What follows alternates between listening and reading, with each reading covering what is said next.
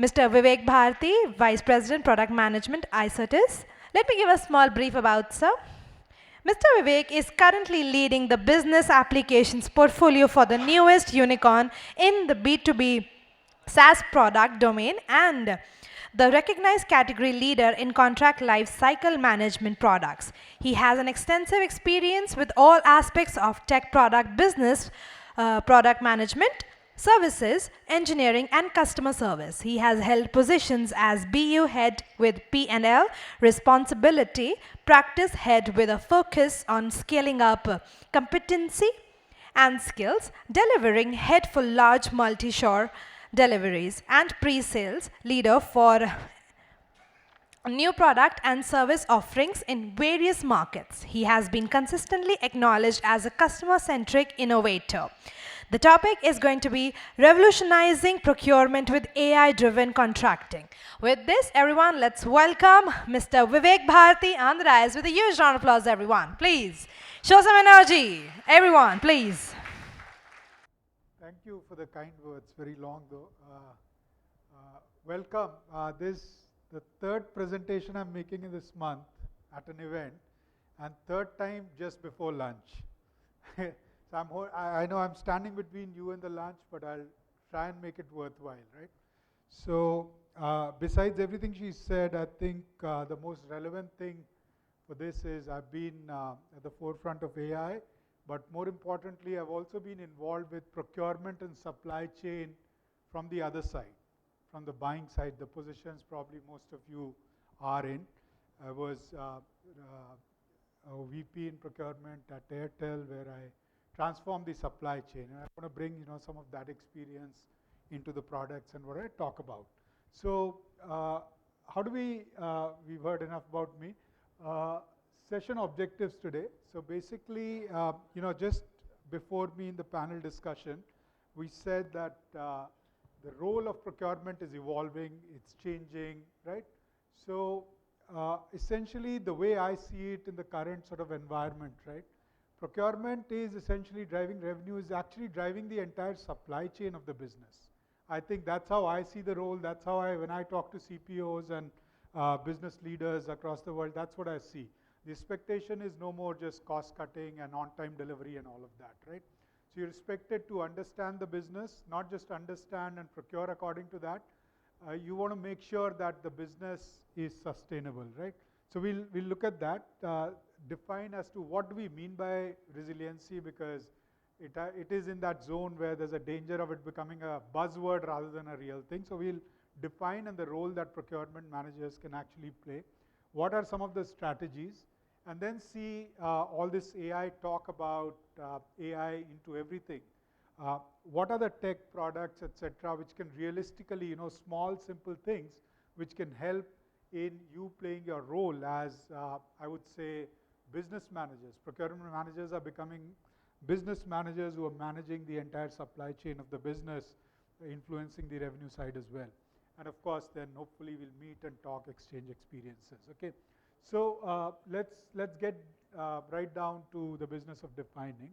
So resilience really is a combination of the ability to respond. I think it was mentioned in the panel discussion, I think by Mr.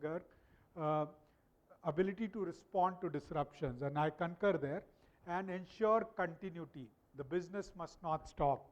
Whether it's COVID, whether it's the Suez Canal crisis, whether it's the chip shortage, the business must continue. The second aspect, I think again Mr. Garg had mentioned while talking about that, is risks, right? So there are risks all around us. The supply chains themselves, the businesses have become so networked that anything happening, right, in any part of the world probably influences your business in either a small way or a big way, right? We had COVID, we thought that's once in a lifetime kind of disruption. Then Suez Canal happened, then the Ukraine war happened, and then the other conflicts happened, right? So every time we think, hey, this is like once in a lifetime, once in a 50-year event, something happens again. Is it happening more often now than before? Probably not, is what my take is. It's because our supply chains are now so intricately networked across the world that everything impacts you now, so it becomes a big thing. even a small crisis, any part of the world, in any part of the world, actually starts influencing your business. So anticipating the risks, I think that is what is very important. Of course, efficiency remains the best. And what is efficiency? It's not about running your own company very efficiently, your own internal operations very efficiently. 70, 80, 50 to 80% of the cost, depending on what business you are in, right, is actually managed by procurement, which means you're spending with someone else, not with your employees, right, or internally, right? So efficiency is really then about how are your suppliers working, how are your supply chain partners working, their sustainability, their efficiency, right? So the efficiency itself also goes there. So really resilience, the business continuity to be ensured and all of that, these become the new parameters which procurement managers must manage and ensure essentially for the business, right? So how does, as we discuss the role, now how can technology really help, right? So one of the things that I believe in, and my view is, having worked with a lot of the supply chain problems, is that your supply chain is essentially a network of contracts. I mean, at the paper level, at the agreement level, right? What's not in the contract is not assured, is not guaranteed. You can never question anyone about it, right? So anything that you're doing about your supply chain, whether they're commitments that you're making or obligations that you're obligating on your external partners, it has to be in the contracts, right? So your supply chain, really one way to look at it, right, to really become transparent about it, not depend on I know what is there or you know what is there, in the supply chain. It's really what's in the contract, really understanding deep down, and how are contracts really linked. How does your sell side contract impact your buy side? There's a commitment you made to the customer, right? On a SLA, on a supply time or lead time or whatever that might be. And you are dependent on a vendor for that. Are the same terms passing down into the vendor contract that you signed on the sell side contract, right? Are the logistics contracts related to it really living up to that, the kind of SLAs that are required to ship products on time and to different locations there, right? So that's one way to look at this thing, because why, once again I emphasize, every dollar that comes into your company and every dollar or rupee that goes out of your company, right, is actually governed by a contract. At least that's how you want it to be. You don't want any maverick spend and this thing, everything on the contract. So what's most important to sort of achieve that resilience in your supply chains to play a new role is understand the entire body, entire portfolio of your contracts. Procurement, sell side, other corporate contracts, logistics contracts, and all of that, right? So the way now technology can help, now I'll just wear the hat of technologist right now, right? And this was an impossible task, right? So I've been through a couple of transformations myself where we actually had to find contracts in drawers of the people to really manage a crisis, to see, what's the term, what's the condition in a given eventuality, right? So currently the technology makes it possible to bring those, the content of those thousands of contracts and the exceptions therein onto your fingertips, right? So identifying what contracts, your currently valid contracts, right, have the kind of clauses or terms, conditions which can cause a disruption, first of all, right? Once you start identifying, you can become proactive about it. You can actually do that, right? The second is, now once you know, right, so everyone does a contract at the time of sourcing with the best of intents, right? You sign the best contracts, the best thing for your company, for your partner and everything, right? Now the problem is, somewhere the contract is signed and it's to the operations team over the fence. And then they start interpreting that hey, this is what this means or that means, right? Generally, industry-wide, you will see that there's a gap in that handover from sourcing or procurement to the operations team. So what are my entitlements? What are the vendor's obligations, against a contract, or what have I committed to a customer? There's a grayness around that, right?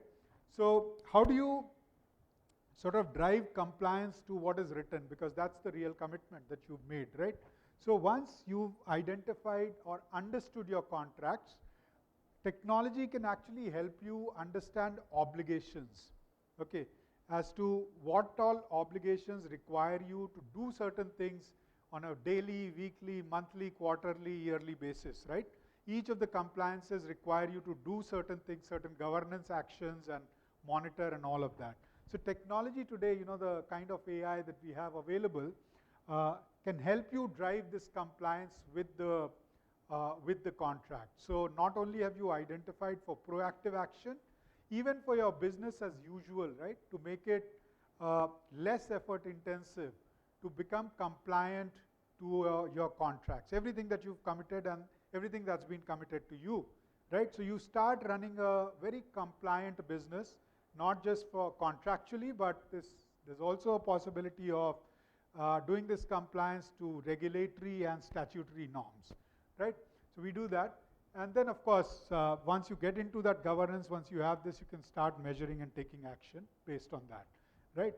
And why is this important? Why everything that I said is important? There's some figures I want to share, from the surveys. 70% of the businesses globally are saying, they are constantly playing around with their revenue models. So as I said, you now actually, as procurement leaders, are connected. You are actually managing the business, hence the impact. Changing supply chains, right? And last 2-3 years I've demonstrated this. Everyone's now reconfiguring, the sources, diversifying the sources, moving from, scale to assurance and all of that, right?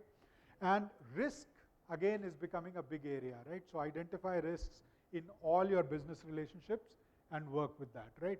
And this has to run across, right? Now the procurement is no more, while you manage the procurement contracts, but you also have to know your big customer contracts, the ones that are responsible for 70-80% of the businesses, right? And there are certain operational contracts which help you manage risk and identify risk and all of that, right? So, so the way, while you're doing contracting for procurement, you need visibility and insights into some of these other contracts in the company as well. So, so you need technology. Otherwise it's, without technology, it's sort of almost impossible. It's a dream situation that you can never do that. But technology can help you sort of do that, right? So I would, why all that is recommended? Because as I said, just summarizing, you're moving from low cost kind of paradigm of procurement to business continuity, which was discussed in the panel discussion as well. Earlier, procurement was called in when there was a crisis. Hey, do this, do that. Now you're expected to anticipate and mitigate that risk, right? Diversify sources versus scale, the chip shortages that was discussed, and several other disruptions in supply lanes have also demonstrated that. And supplier development versus rationalization, right? So supply-based management, constantly cutting the bottom of this thing and introducing new suppliers was a thing in the past. From there, sustainability, ESG, all those perspectives actually tell you it's better to develop suppliers than this thing. So the technology, AI should equip you to do all this. There's all good things known to everyone. The problem is, how do you actually do that, right? So there are some tools that I just want to talk about, and they're also available from my company. So ICI platform, ICI is the name of the product from my company.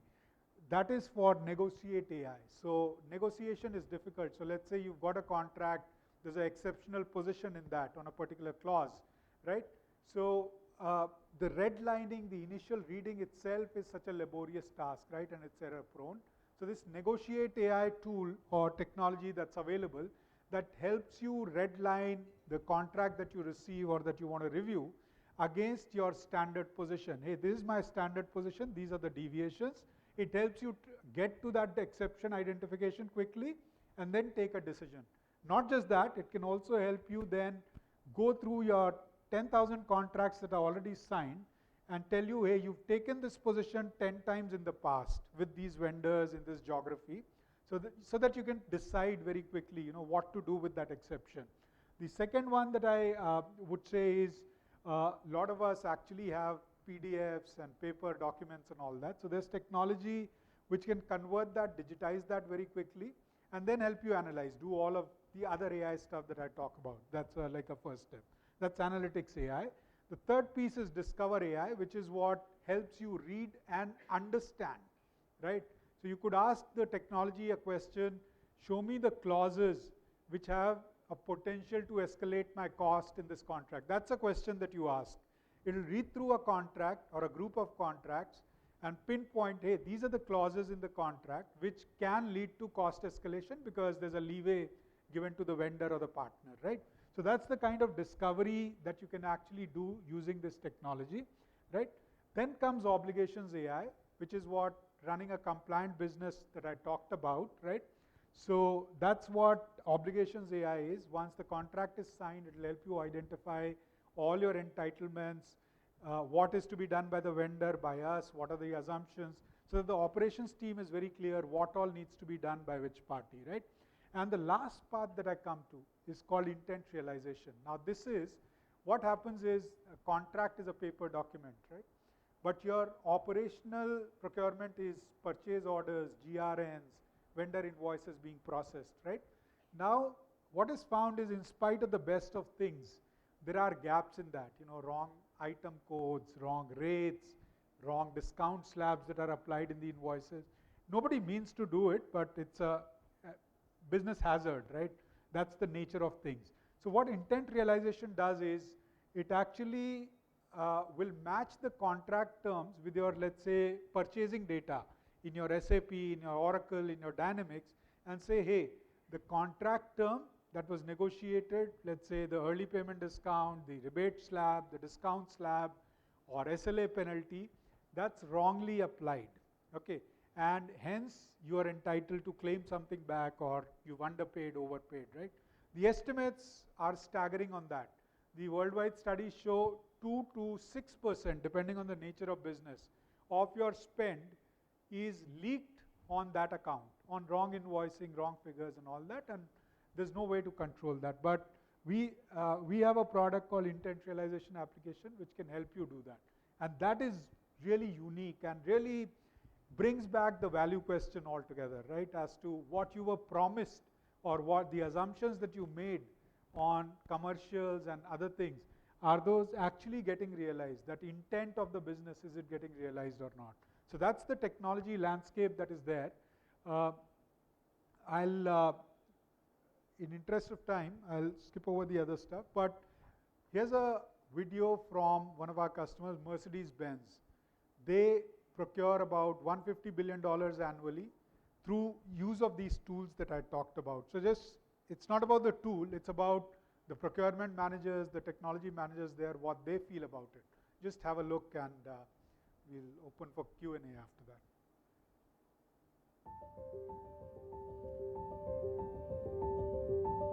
Mercedes-Benz, the iconic automobile manufacturer, competes in a market defined by disruption, new competitors, new regulations, new technologies. My name is Jan Brecht, and I enjoy the privilege of leading IT for Mercedes-Benz. Well, if you look at the car industry, the obvious transformation is in the product, right? You see the cars change from combustion engine to electrical.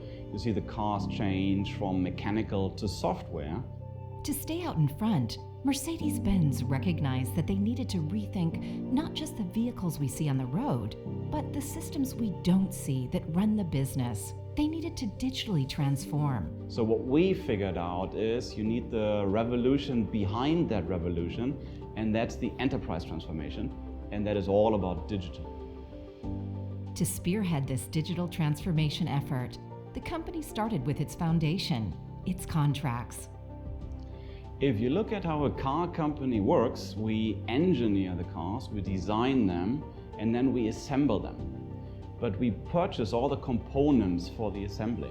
So supplier relationships, and with that contracts, are very important to our industry. To transform how supplier relationships were managed across the company, Mercedes-Benz chose to take a different approach to contracts: contract intelligence. Hello, I'm Monish Darda. I am the CTO and co-founder of Icertis. If you think about a contract is nothing but a relationship memorialized. We help companies memorialize that intent of that relationship correctly. And then we take that intent and we make sure that that intent is realized in real life. Mercedes-Benz engaged Icertis as its contract intelligence partner to transform how the leading automaker created supplier agreements, then captured and analyzed the data within them. There's three main elements that we need from contracts. Number one, we need a single point of truth. That is very important. Number two, we need the visibility of the data to be able to do analytics, nowadays even with AI. And number three, we obviously need the reliability in the relationships. What can happen? What's the potential of that supplier? What are potential shortages also in raw materials, components, etc., etc. That's why it is extremely important to have all that data in one place. With Icertis, Mercedes-Benz has been able to reduce contract turnaround time by 83% from 6 weeks to 1. Centralize contract data from 500,000 suppliers and connect that data across the enterprise to ensure what was agreed to is delivered. Now that we have shortened the time and now we have the data of the contract, we can use that data to help these companies make decisions. And I think that is the core of what we do, contract intelligence, because it's not just the life cycle. Now taking the data, bringing it to life and using it to take decisions in your business is what contract intelligence is all about. Mercedes-Benz now has the visibility it needs to get the most out of the supplier relationships that are critical to thriving in a competitive, changing market. If I were to summarize the benefits of the Icertis contract management, three to mention are: number one, we do have a single point of truth. Number two is the analytics capabilities. And number three is the seamless integration with the rest of the enterprise software. Mercedes-Benz also has a solid foundation to get even more value from its contract data for years to come. Having the right components at the right price point is vital for our success. And that's where forward-looking analytics, where AI, where finding patterns in the contract data that actually get us to new ideas, maybe that get us to ask questions that we haven't asked before, that is where I see the future of contract management.